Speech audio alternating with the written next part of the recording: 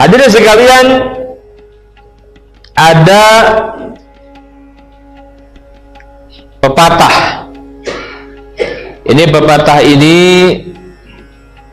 pepatah Arab ya, syair yang diucapkan oleh Abul Faras Al-Hamdani. Apa katanya? Beliau menyampaikan begini: Araftu syarra la li syarri walakin litawaqqihi. Aku tahu keburukan bukan untuk berbuat buruk, bukan ya, tetapi untuk menghindarinya gitu ya. Wa man la ya'rif asyarra minal khair, maka siapapun yang tidak tahu keburukan dari kebaikan, yaqa'u fihi, pasti dia akan mengerjakan keburukan itu. Dulu sahabat Nabi namanya Hudzaifah ibnul Yaman, Bu. Hudzaifah ibnul Yaman ini spesialis kalau nanya ke Nabi itu pasti tentang fitnah dan keburukan. Kata beliau apa? Ini hadis sahih, Imam Muslim meriwayatkan. Kata Hudzaifah, kanan nas yas'aluna Rasulullah sallallahu alaihi wasallam anil khair. Dahulu orang itu kalau bertemu dengan Nabi bertanya, mesti seringnya bertanya tentang kebaikan. Wa kuntu as'aluhu anis syarri. Adapun aku bertanya kepada Nabi tentang keburukan. Kenapa? Makhafatan an yudrikani, karena aku khawatir kalau aku berbuat keburukan tadi. Nah, sekarang kita berada di satu zaman yang mana Yahudi mimpin bumi, mimpin peradaban, kejahatannya jelas tapi orang diem gitu loh, Pak. Betul tidak, Pak? Maka penting kita kenali nih, seperti apa Yahudi, siapa mereka itu, kenapa ini kita sedang berhadapan dengan mereka, Pak. Saya beberapa kali ngisi acara dalam seminar, belum lama saya ngisi bareng dengan salah seorang yang beliau dosen sejarah di sebuah kampus di Bandung. Saya nggak sebut nama kampusnya ya. Nah, ketika beliau menyampaikan Yahudi, saya agak kaget gitu, karena yang dia jadikan referensi itu buku sejarah Yahudi karangan Yahudi sendiri, Pak. Saya tanya, antum muslim bukan? Oh, anak muslim. Oh ya, cukup gitu kan. Saya sampaikan, kenapa tidak kembali kepada Quran, saya bilang, dan sunnah dulu. Betul tidak, Pak? Loh, kenapa? Yahudi bikin sejarah Yahudi, Pak, itu mohon maaf, ya sejarah kan gimana kepentingan, Pak? Betul tidak, Pak? Pengboro sejarah, Pak. Kitab suci, Injil, Taurat dirubah sama mereka, bayangin. Kok mau sejarah? Tapi Quran satu-satunya kitab yang nggak bisa mereka rubah, Pak. Kenapa coba? Karena Quran dijamin oleh Allah. Inna nahnu nazzalna dzikra wa inna lahu lahafizun. Sesungguhnya kami, kata Allah, yang telah menurunkan az-dzikra, Al-Quran maksudnya, dan kami juga yang benar-benar akan senantiasa menjaga dari penyimpangan, dari kejahatan orang-orang yang hendak merubah Quran. Dijaga sama Allah, betul tidak? Sementara, mohon maaf, Al-Quran itu, Pak, banyak sekali membedah sejarah Yahudi, menceritakan karakter Yahudi, Pak. Bayangkan, Pak. Saya bilang, kenapa nggak kembali ke Quran dulu gitu loh, Pak? Bukan nggak boleh, sebagai pelengkap silakan aja. Tapi yang disampaikan bertentangan dengan Quran, saya sampaikan, Pak. Bahaya. Saya bedah siapa Yahudi dalam Quran, Pak. Banyak. Kisah terpanjang dalam Quran itu kan sepertiga isi Al-Quran itu kisah. Ya, Bu, ya, Pak, ya? Kisah, Pak. Sepertiga isi Al-Quran yang menjadi hudan linnas, petunjuk buat kita ini, itu kisah isinya, Pak. Sementara kisah terpanjang di Quran itu kisah siapa? Kisah Bani Israel, Yahudi. Nabi Musa bersama mereka paling panjang. Nah, bayangkan ini Al-Fatihah kita baca. Kita nggak ngesel selama ini ya. Kita baca, baru buka Quran sudah dikenakan kan? Awas jangan ikut Yahudi gitu loh. Buka Al-Baqarah, panjang lebar tuh tentang Yahudi, Bani Israel, Pak. Disebutkan, dan tidaklah Quran menyebutkan tentang Bani Israel melainkan karena kengeyelannya, Pak. Ngeyel tuh naon? Mereka sebelen, Pak. Oh, itu Nabi Musa itu kan nabi yang luar biasa, Pak. Tinggi besar, sabar, Pak. Ini kaum tuh ngeyel tuh yang mereka sebelen gitu, Pak. Ini kaum tuh luar biasa, Pak. Itu Nabi Musa itu sabar sekali menghadapi kaumnya, Pak. Ya. Dan tidaklah Yahudi disebut oleh Quran secara khusus mesti karakter buruknya saja gitu. Jadi kalau Bapak Ibu baca Quran tentang Yahudi, kalau ada Quran menyebutkan kebaikan mereka, tolong sebutkan. Kita diskusi.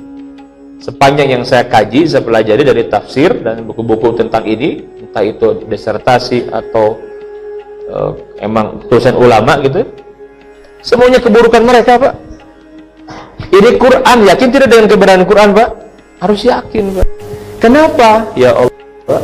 Kita sekarang yang hidup sekarang benar-benar merasakan perlu sekali bimbingan wahyu ini, Pak. Bahkan Quran lengkap menjelaskan bagaimana cara mengalahkan mereka.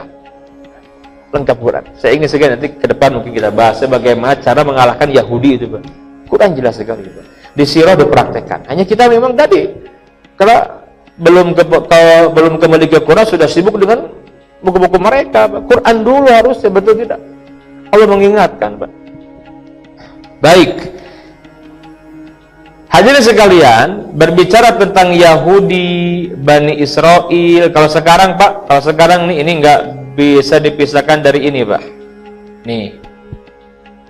Ada keterkaitan, Pak, ya, antara Israel, Yahudi, nanti ada sayap juang Yahudi, Freemasonry, Illuminati, dan ini gerakan politik mereka, Zionisme, Pak. Ini satu kesatuan gitu loh. Berbicara fitnah sistem dunia sekarang yang syarat dengan nilai-nilai kekufuran, nggak bisa lepas dari sini nih. Ya, jadi gue ingin paham. Makanya kalau orang hanya lihat sekilas, baca, nggak akan paham, Pak.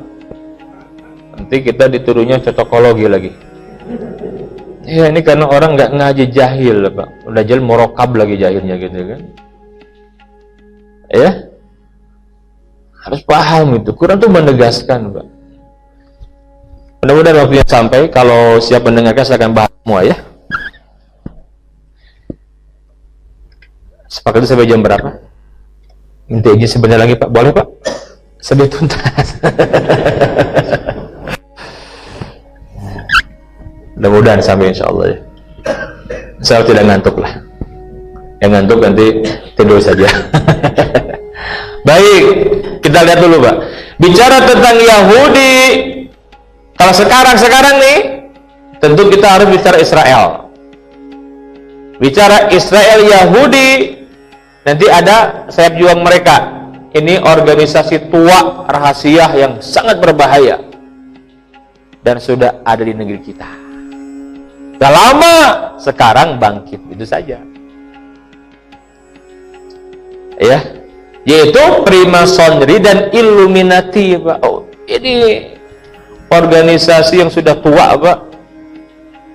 Dan mega proyek mereka apa? Tatanan dunia baru, Novus Ordo Seclorum atau New World Order, Pak. Yang sekarang ini, kalau saya punya materi sambungan dari sini apa? Dunia termasuk Indonesia dalam cengkeraman sistem Dajjal. Kenapa? Lah yang ngikutin Dajjal siapa, Pak? Yahudi, Pak. Kan Nabi yang menyebutkan aktsaru tiba'id Dajjal al-Yahud. Yang paling banyak ngikutin Dajjal itu, Pak, atau prajurit elit Dajjal itu Yahudi, Pak. Bahkan di hadis yang lain Nabi tegas menyebutkan yang ngikutin Yahudi itu berapa? 70.000. Yang ngikutin Dajjal itu Yahudi Isfahan. 70.000 Yahudi Isfahan. Di mana itu? Di Iran sekarang. Baik, bahas, Pak. Yang pertama, hadirin sekalian, siapakah mereka? Karena Quran ini lengkap sekali, Pak. Betul, ya Allah. Cukuplah kita ke Quran kembalinya, Pak. Kalau ingin tahu siapa itu Israel, Bani Israel, Sabtu Yahudi ke Quran, lengkap. Gak perlu yang lain kita, Pak. Tinggal kita yakin tidak dengan yang Allah firmankan, plus kita pelajari bagaimana cara mengalahkan mereka gitu loh. Ini sudah dipraktikkan oleh Nabi yang mulia dahulu. Kita bahas yang pertama. Saya ingin mulai dari Israel dulu, Pak. Ya, ini urutannya, Pak. Yang pertama tentang Israel, Pak. Israel. Hadirin sekalian, Israel atau Israel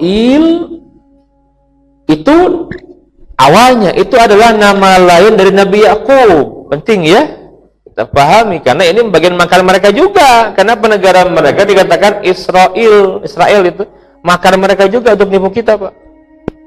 Nah, jadi sebenarnya kata Israel itu nama lain Nabi Yakub alaihissalam. Berbicara Nabi Yakub, kita akan berbicara Nabi Ibrahim. Makanya kenapa mereka itu merasa kami dari Ibrahim, jadi sama-sama gitu loh. Ya. Padahal Pak, Ibrahim di Quran jelas di surat Ali Imran, makana Ibrahimu Yahudiyan wala Nasraniyan walakin kana hanifan musliman wa makana minal musyrikin. Allah bantah. Kamu ini sembarangan menisbahkan kepada Ibrahim. Tidak, kata Allah. Ibrahim bukan Yahudi, bukan Nasrani, bukan, kata Allah, Pak. Tetapi Ibrahim itu Muslim yang hanif, yang lurus tauhidnya, dan bukan orang musyrik. Dibantah sama Allah ayat. Ya. Yakub putra Ishak, Ishak putra Ibrahim dari istri beliau Sarah.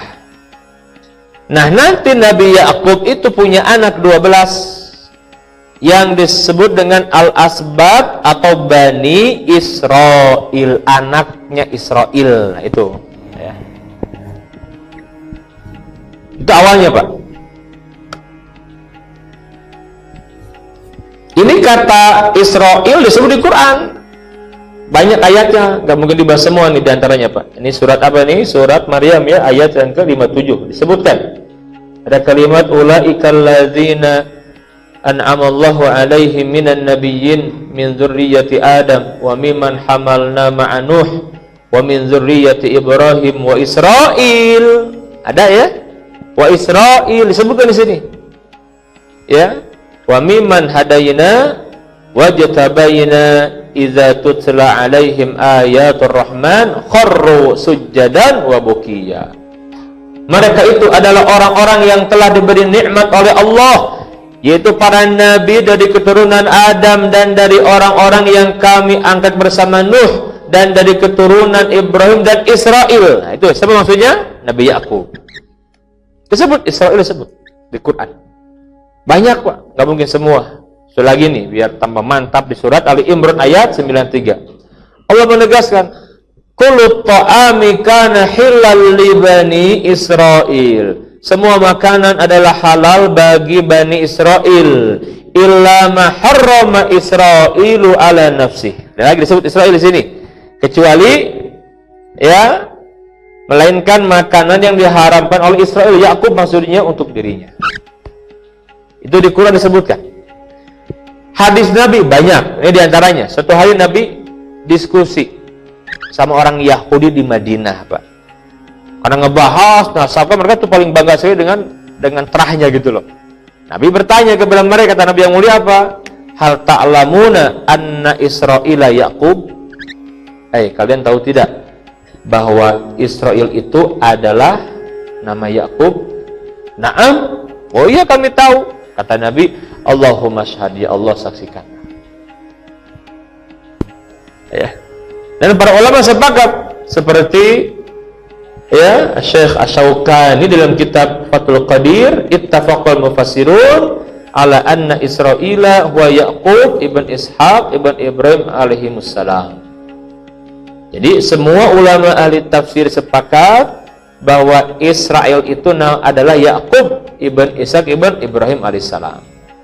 Wa ma'nahu Abdullah, maknanya adalah hamba Allah. Jadi bahasa Arab itu Abdullah, di bahasa merekanya Israel gitu loh. Li'anna Isra fi lughatihim huwal abdu. Karena Isra dalam bahasa mereka artinya hamba. Wa'il atau el, wallah itulah Allah. Ya, qila inna lau ismaini wa qila Israil luqibalahu. Jadi itulah nama Ya'qub, Nabi Ya'qub. Ini di kitab Fathul Qadir ya, di jilid 1 halaman 77. Itu. Jadi itulah Israel. Tetapi Pak, dalam sejarahnya penting. Kemudian ini Israel dikenal menjadi nama suku, nama sebuah bangsa, dan kini dijadikan sebagai nama negara yang ilegal. Catat Pak, nama negara yang ilegal di tanah Palestina. Kenapa ilegal? Karena mereka merampas. Orang-orang Palestina diusir, dibunuh. Sampai sekarang tinggal Gaza. Yang Gaza ini sebesar kota Cimahi, itu yang belum dikuasai oleh mereka. Yang lain habis, jalur Gaza habis semuanya. Kapan mereka mendeklarasikan? Nih, 14 Mei 1948. Sampai sekarang Pak. Dan kita akan paham bagaimana jejak sejarah berdarah kaum Yahudi itu dari dulu begitu Pak. Ini Israel ya. Jadi ada yang mengkritik, Ustaz nggak boleh bilang Israel itu nama Nabi Yakub. Saya katakan iya, saya paham, kita ngaji. Saya bilang ente baru ngaji sudah so ini gitu. Kita ngaji, kita belajar, tahu Pak siapa itu Israel. Tapi kita ketika melaknat Israel itu apa? Maksud negara yang sekarang kurang ajar itu tuh, gitu maksudnya. Ya kayak di kita lah, contoh ada pencuri namanya Muhammad misalkan. Oh, kamu jangan panggil Muhammad, nama Nabi Muhammad. Apa begitu, Pak? Dia nyuri, Pak. Emang gimana dia namanya Muhammad sama betul tidak, Pak? Ya, kita maksudnya Muhammad itu bukan Muhammad Rasul, bukan kan? Ini Muhammad yang nyuri itu, gitu. Misalkan, contoh begitu. Sama Israel itu maksudnya bukan yang, karena itu makar mereka juga. Negara dikatakan Israel itu makar mereka juga, Pak. Untuk mengelabui kita, gitu.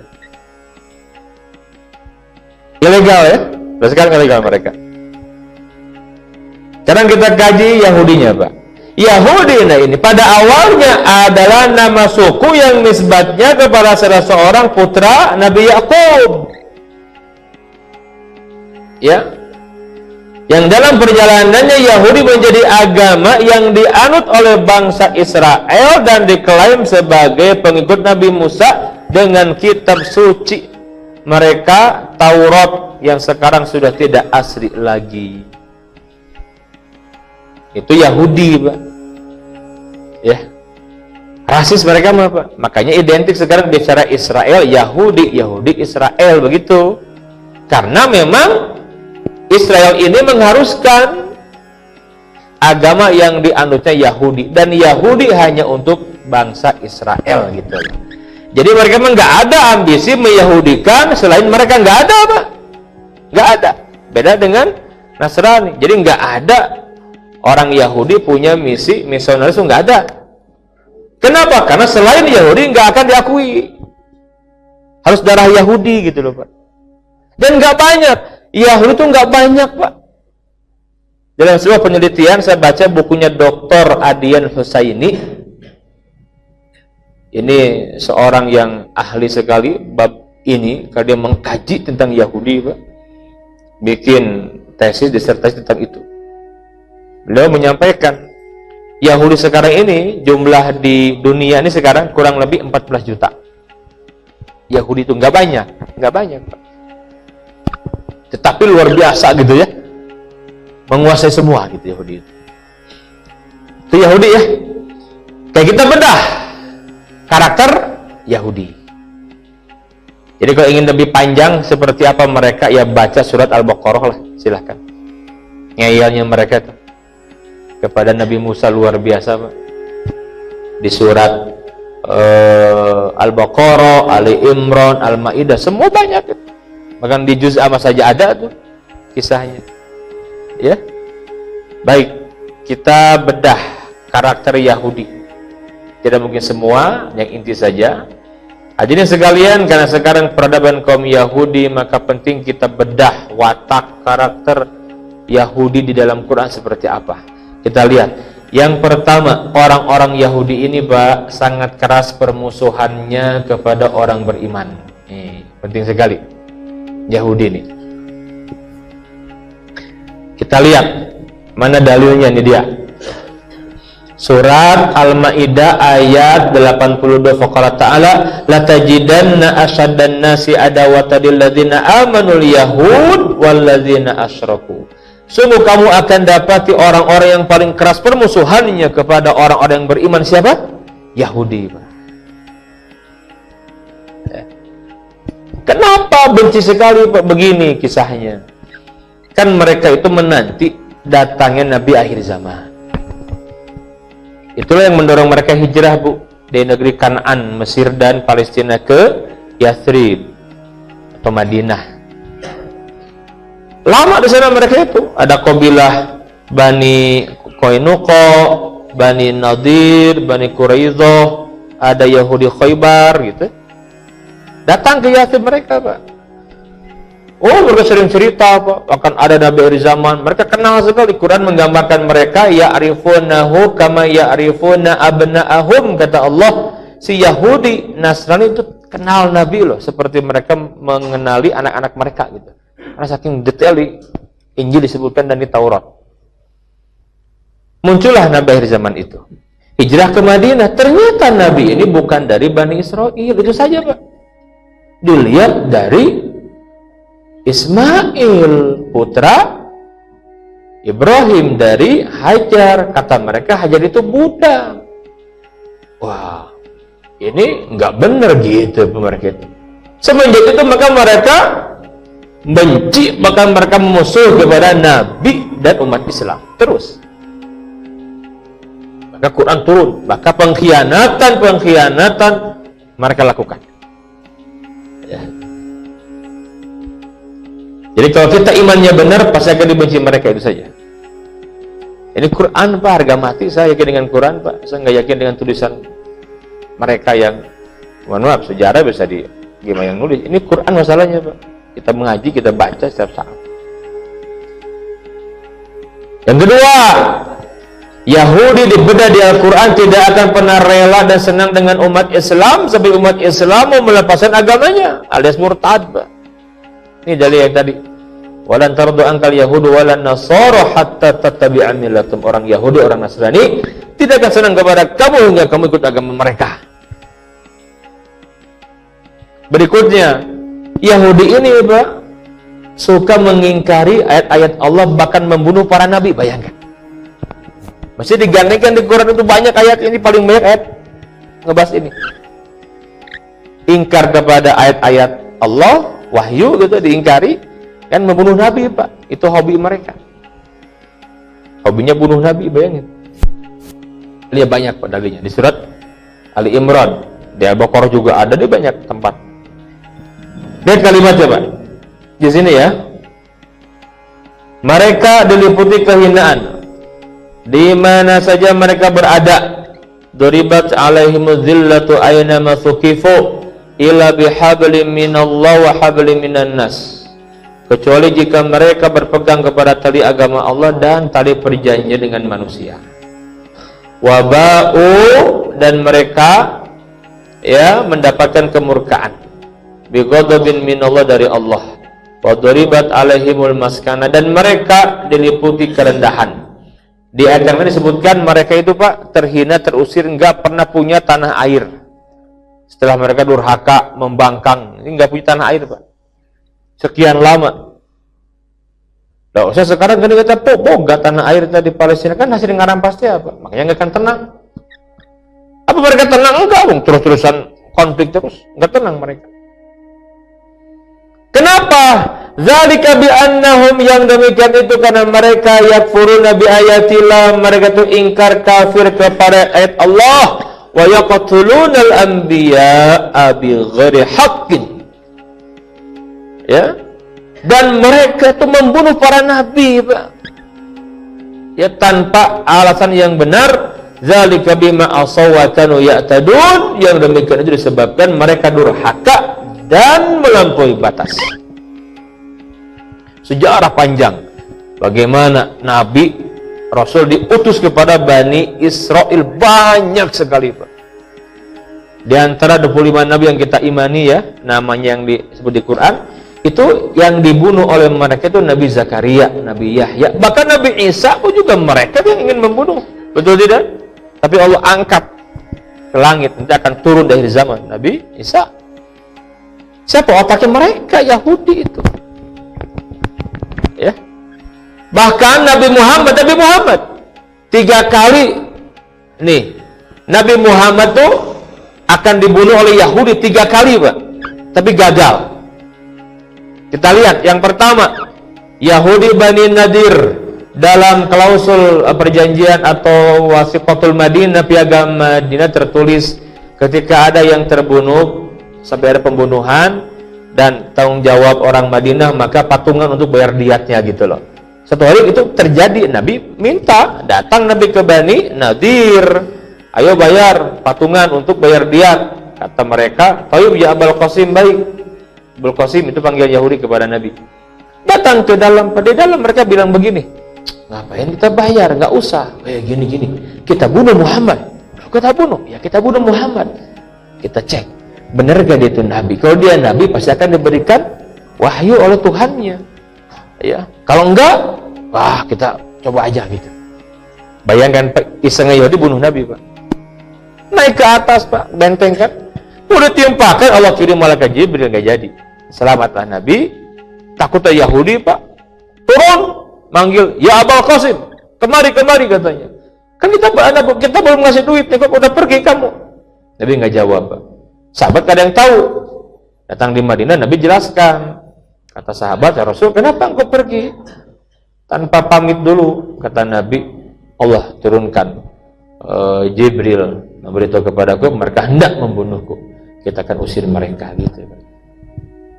Yang kedua, ketika pulang dari Khaybar, Yahudi, ini perempuan emak-emaknya nih, seorang perempuan tua, Pak. Dia itu nanya, Muhammad itu kesukaannya apa? Oh, paha, daging kambing itu pahanya Nabi. Undang Nabi, Pak. Itu daging pahanya dibubui racun, nggak kelihatan, Pak. Kalau wah sedap sekali kan, nyiumnya itu depan itu ada racunnya, Pak. Mematikan sekali. Nabi disuguhi, Pak. Kurang ajarnya mereka, sahabat tuh makan, Nabi juga makan. Sahabat mah, Pak, meninggal seketika. Tapi Nabi itu daging itu bicara, mujizat. Ya Rasulullah, ana masmum, aku ini beracun lagi. Dimuntahkan oleh Nabi tapi ada yang tertelan. Dan itu yang menyebabkan Nabi sakit di akhir hayatnya. Nabi cerita, ini gara-gara racun Yahudi nih, kata Nabi ke Aisyah, Pak, sakitnya di sini, sakit sekali gitu ya, dampak dari racun itu. Maka ulama Ahlussunnah wal Jamaah sepakat Nabi itu meninggalnya syahid, Pak. Diracun sama orang Yahudi, dampak itu ada. Gitu. Yang ketiga, Labid bin Al-Asam al-Yahud, dia menyihir Nabi, Pak. Bayangkan, Yahudi itu Yahudi ya. Jadi kalau sekarang mereka datang ke Palestina membunuh orang Palestina, apanya biasa tuh. Nabi aja dibunuh sama mereka, Pak. Ini bukan Nabi, Pak. Biasa, Pak. Jadi jangan heran, nggak ada rasa kasihan karena mereka itu bangsa yang rasis. Nih berikutnya, Pak, rasis. Jadi dia tuh merasa yang paling mulia. Banyak ayatnya dalam Quran yang menggambarkan siapa Yahudi. Ini diantaranya surat Al-Jumu'ah. Qul ya ayyuhalladzina hadu, katakanlah wahai orang-orang Yahudi, in za'amtum annakum awliya'u lillahi min dunin nas, jika kamu merasa mengaku bahwa kamulah saja kekasih Allah, bukan orang-orang lain, bukan manusia lain, fatamannawul mauta, maka harapkanlah kematian, in kuntum shadiqin, jika kamu orang yang benar. Jadi itu mereka punya ideologi, nahnu awliya'ullah, kami ini kekasih Allah gitu. Bahkan lebih jauhnya lagi, mereka merasa kamilah bangsa pilihan Tuhan, kekasih Tuhan, selain kami itu goyim.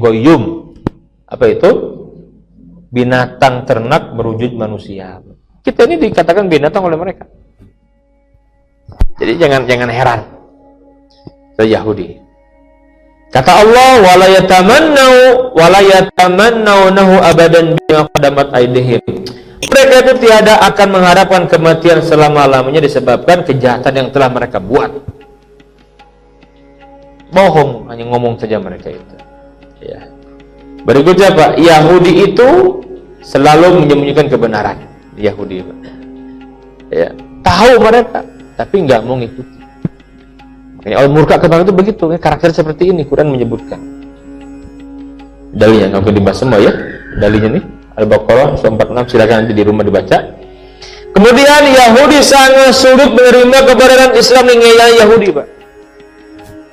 Nabi sampai menyebutkan yang mulia, "Lau amana bi asratun min ahbaril yahud la amana bi kulli yahudiyin ala wajhil ardh." Seandainya 10 saja Yahudi iman kepadaku tuh, maka satu bumi akan iman kepadaku Yahudi itu. Pertanyaan di zaman Nabi, berapa Yahudi yang masuk Islam? Di zaman Nabi, yang dakwahnya Nabi Pak, yang dakwah Nabi-Nabi terbaik. Pertanyaan, berapa orang Yahudi yang masuk Islam? Ayo, ada yang tahu nggak? Yang tahu Bu? Berapa orang? Yahudi berapa orang yang masuk Islam zaman Nabi? Satu. Itu hanya 6 orang. Nggak nyampe 10. Di antara kisah Islamnya Yahudi yang terkenal siapa? Abdullah bin Salam. Itu pun ngeyelnya luar biasa Yahudi itu Pak. Maka Nabi ngetes kan, kata Abdullah bin Salam, "Ya Rasulullah, yang diceritakan dalam Quran itu benar semua," gitu kata Abdullah bin Salam. Kan dia tahu Yahudi Pak. Mau bukti, sok buktikan. Kumpulin Yahudi. Aku sembunyi di belakang. Kamu tanya tentang aku di hadapan mereka. Baik, kan ini masih rasa belum ada yang tahu Islam Abdullah bin Salam. Rahibnya kumpul Yahudi semua. Kata Nabi, saya mau tanya, bagaimana kedudukan Abdullah bin Salam di tengah-tengah kalian? Wah, mereka menjawab, Sayyiduna ibnu Sayyidina a'lamuna ibnu a'limina. Oh begitu, dipuji-puji langit. Oh, Abdullah bin Salam itu pemimpin kami, putra pemimpin kami, orang yang paling cerdas di antara kami, putra orang yang paling cerdas. Dipuji selangit. Baik, kata Nabi, kalian percaya tidak kalau Abdullah bin Salam sudah masuk Islam, beriman kepadaku? Enggak mungkin Muhammad, jangan ngarang-ngarang, katanya. Baik, kalau begitu, ya Ibn Salam ukhruj. Kata Nabi, keluar bin Salam. Keluarlah Abdullah bin Salam. Kaget mereka Pak. Abdullah bin Salam cerita begini, kita sudah mengkaji tentang Nabi akhir zaman. Kata beliau, kan aku tokoh yang ngajarin kepada kalian selama ini. Dan aku dapati semua tanda-tanda yang selama ini kita kaji ada pada diri Muhammad bin Abdullah. Maka aku beriman kepadanya. Ya masyarakat Yahud, ayo masuk Islam, beriman. Sudah jelas sekali, kalian juga tahu semua. Itu orang Yahudi Pak, mendengar itu langsung gimana? Anta jahluna ibnu jahlina. Kamu itu orang paling bodoh, paling tolol, anak paling bodoh, paling tolol di antara kamu. Yang tadi dipuji jadi dicaci sebaliknya Pak. Waduh, bubarlah mereka. Itu Yahudi Pak. Makanya sekarang saya mau tanya, pernah dengar nggak orang Yahudi masuk Islam? Hese Pak. Tunggu orang itu Pak, Nabi wae ditolak sama mereka. Nabi loh itu Pak, sahabat yang beriman paling 3 di zaman Umar, beberapa orang beriman Pak. Gak banyak. Sekarang ada yang merasa lebih hebat dari Nabi kan, ingin dakwah ke sana katanya. Oh, duduk sama mereka Pak. Bukan dakwah itu Pak, dicaplok sama mereka. Nah ini kesempatan bikin opini mereka, betul enggak? Diviralkan Pak. Oh ini nih, tokoh ini mendukung kami jadi salah satu ormas terbesar di Indonesia gitu. Setelah itu bagaimana? Dibom lagi Gaza kan? Mana hasilnya? Nabi saja menyampaikan begitu, Yahudi. Masih banyak Pak, waktunya sayangnya terbatas. Baik, penutup sebelum ini biar tidak ini ya, ke depan nanti kita lanjutkan insyaallah. Nah ini dia nih, kita bahas dulu. Hadirin sekalian, dari Yahudi ya. Inilah sekilas tentang apa? Tentang karakternya. Sekarang kita beralih kepada Zionis. Sedikit aja Pak, sedikit aja ya. Apa Zionis? Ini adalah gerakan politik Yahudi Israel untuk membangun kerajaan Israel Raya dengan Yahudi sebagai agama mereka. Itu dia. Mereka punya keyakinan tanah yang dijanjikan. Ingat Pak, bukan cuma Palestina Pak, tetapi dari sungai Nil di Mesir sampai sungai Efrat di Irak sampai ke Hijaz itu Madinah, Syam, Afrika tuh mereka kuasai nanti. Itu tanah yang dijanjikan, yang dahulu itu pusat kerajaan mereka yang mereka banggakan, Sulaiman bin Daud kan begitu. Itu mereka punya akidah itu Pak. Ya. Jadi bukan cuma Palestina, bukan. Ancaman semua. Kenapa? Coba siapa otak dibalik terjadinya sekarang huru-hara di Timur Tengah Pak? Ya mereka Pak. Mereka otaknya itu gitu. Aktor itu mereka. Apa ciri khas mereka? Ngadu domba umat Islam. Nah, dia adu domba kan? Dia adu domba di Syam, di Irak, dia adu domba Pak. Kita ini sering bunuh sama kita juga gitu. Mereka, dulu mereka begitu. Di Madinah juga. Yang membuat orang-orang Aus, Khazraj bermusuhan siapa? Yahudi. 300 tahun bermusuhan mereka itu. Yahudi begitu caranya. Dulu si Senokar Gronje itu Yahudi yang datang ke kita tuh, Belanda tuh. Dia punya teori secara mengkaji lama sampai dia pura-pura masuk Islam kan? Jadi Abdul Ghafur namanya. Ke Mekah pula haji gitu kurang ajar orang Yahudi ini. Balik dia tulis buku Pak. Terkena nanti ada politik teori apa Divided Empire itu yang memecah belah itu kan dia itu. Si Yahudi itu. Itu Yahudi, makanya jangan dulu baca yang lain. Quran dulu, kembali ke Quran, jelas Quran itu Pak. Itu Yahudi itu begitu. Nah, ini Zionis ya. Sekarang Freemasonry Pak. Freemasonry ini Pak adalah organisasi tertua dan sangat berpengaruh serta paling berbahaya untuk melindungi kepentingan Yahudi di seluruh dunia. Maka dua target mereka itu Pak. Yang pertama, merekrut orang-orang non-Yahudi. Untuk apa Pak? Untuk mendukung pendirian negara Israel. Direkrut. Ya. Yang kedua, menghabisi siapapun juga yang menghalangi ambisi mereka untuk mendirikan negara Israel di tanah Palestina. Kemudian ada Illuminati. Ini adalah kelompok konspirasi Yahudi internasional yang bertujuan tidak hanya mendirikan negara Israel Raya, tapi juga mendirikan tatanan dunia baru yang dalam bahasa Latinnya Novus Ordo Seclorum New World Order. Jadi ini bukan cuma Israel, tetapi apa? Menguasai dunia. Dan nanti istilah Zionis sebagai kekuatan politik mereka pertama kali dikenalkan oleh Nathan Birnbaum dan dipopulerkan oleh seorang wartawan Austria namanya Theodor Herzl. Penulis buku yang berjudul A Jewish State, negara Yahudi. Dari sini Pak, ya. Maka target mereka yang pertama kali apa? Kongres di Swiss, bahasa Swiss ya. Ini dia yang pertama nih.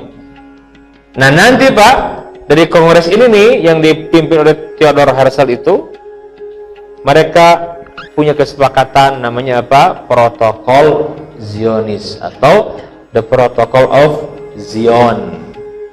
Berapa? Itu ada 24 butir. Dan ini blueprint tatanan dunia baru. Ini blueprint ini gitu. Jadi blueprintnya itu, cetak birunya itu ini. Ya. Ngeri sekali Pak.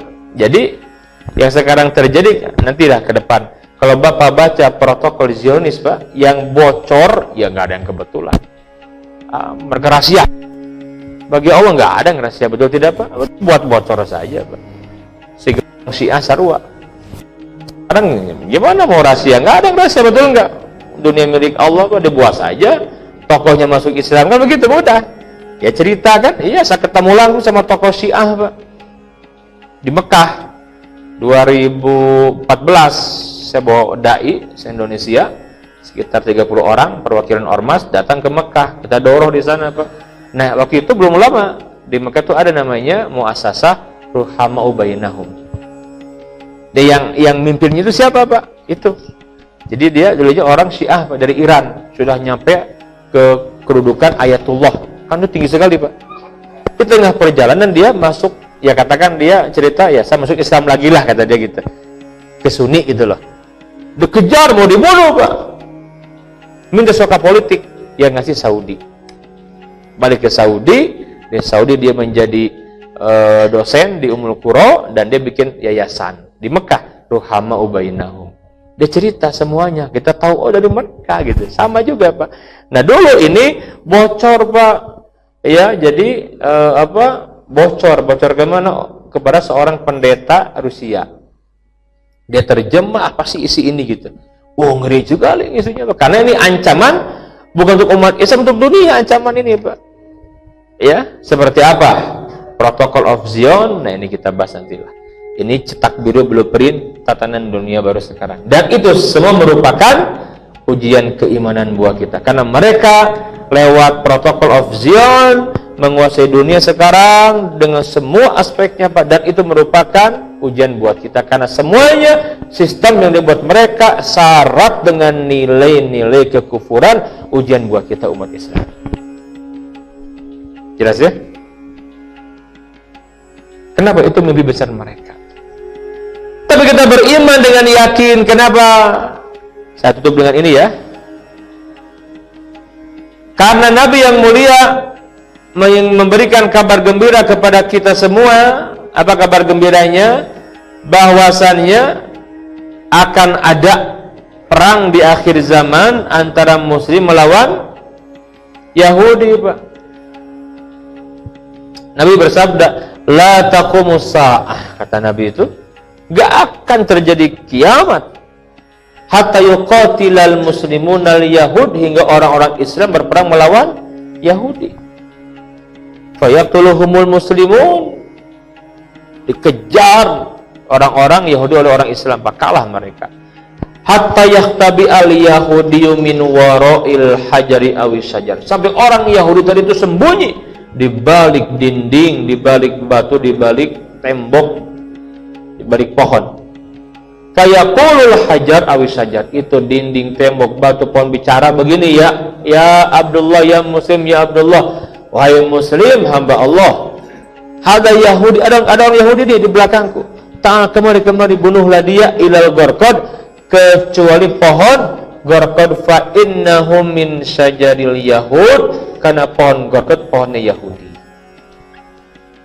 Jadi sebelum nanti mereka ingin benar-benar menguasai dunia dengan keyakinan kalau mereka menguasai Bukit Zion yang di atasnya dibangun Masjid Aqsa sekarang ini, yang luasnya 14,4 hektar itu, mereka ingin merobohkan, membangun Haikal Sulaiman, maka mereka akan menguasai bumi. Dan di saat itu akan turun ada Mesiah mereka. Itu Imam Mahdi versi mereka, yang menurut kita itulah Dajjal, Al-Masihud Dajjal. Jadi ini luar biasa, Pak. Fitnah mereka luar biasa. Hanya kan kita nggak paham. Ini yang disampaikan ya. Ini panitia sudah tenang saja. Mohon maaf. Ke depan semoga masih ada kesempatan. Kenapa? Karena munculnya, Pak, ideologi seperti komunisme yang bikin siapa? Karl Marx. Yahudi itu, Freemasonry, Illuminati dia, Pak. Yang membuat ideologi sekularisme, liberalisme, pluralisme, Yahudi juga. Yang buat sistem ekonomi, Pak, kapitalisme, Yahudi juga. Semua Yahudi, Pak. Ya. Ini media dia kuasai itu. Sampai ada kaidah bad news is good news, berita buruk, berita baik, Yahudi juga gitu. Semua Yahudi, Pak. Kalau kita kaji itu, jangan aneh gitu. Sekarang mereka sedang di atas angin. Dan mereka menguasai teknologi. Bahkan mereka menguasai apa? Media. Dan mereka main di opini, Pak. Ini ujian keimanan gitu. Jadi kalau sudah ngaji begini, jangan lagi bilang cocokologi ya. Pas sudah ngaji kan, jangan bilang cocokologi, Pak. Ustaz, saya punya CD segitiga berita Illuminati. Ini orangnya tolol, saya bilang. Ini cik atau saya jadi malas komentarinya, Pak. Ustaz, saya sudah ke sawah, bapak saya Buya Duduku dua segitiga buat Illuminati. Astagfirullah. Kelihatan bodohnya, Pak. Betul enggak? Tidak semua segitiga itu simbol Illuminati. ada simbol-simbol. Kenapa itu ada nilainya? Ini mohon maaf ya. Terakhir. Mau mana ada dipancing-pancing. Kita lihat ya. Nah ini Pak, saya bangun masjid ini Pak, insya Allah di atas tanah 3 hektar di daerah Cihanjuang. Apa namanya? Namanya Masjid Darul Iman. Saya bicara nih ke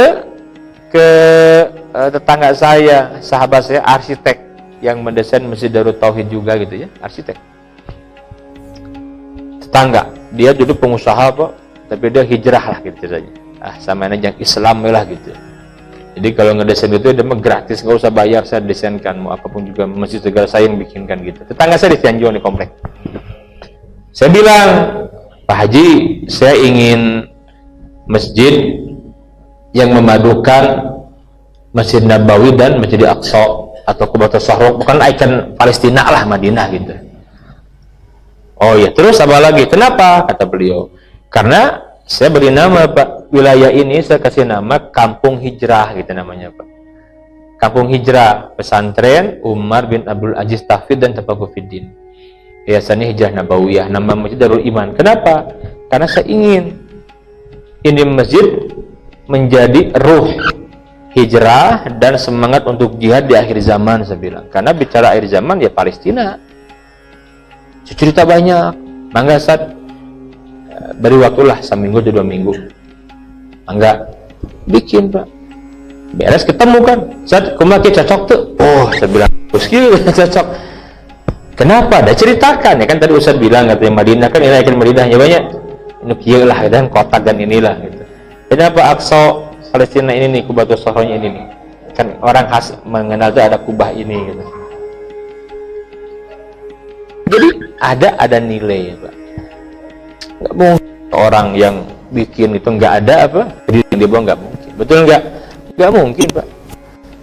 Pasti punya itu di belakangnya gitu ya. Saya udah ngerti hayang kia deh. Ayah apa sih maksud gitu kan? Itu maksudnya gitu.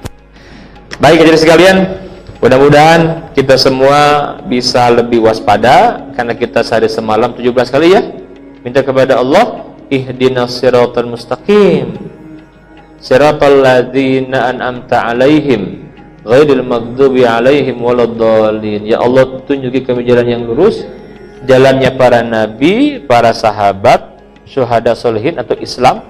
Kita nggak ingin ikut jalan orang-orang yang dimurkai Yahudi dan yang tersesat Nasrani. Hati-hati di akhir zaman, peradaban milik mereka sekarang kita diuji, jangan sampai merasa punya iman padahal iman sudah enggak ada.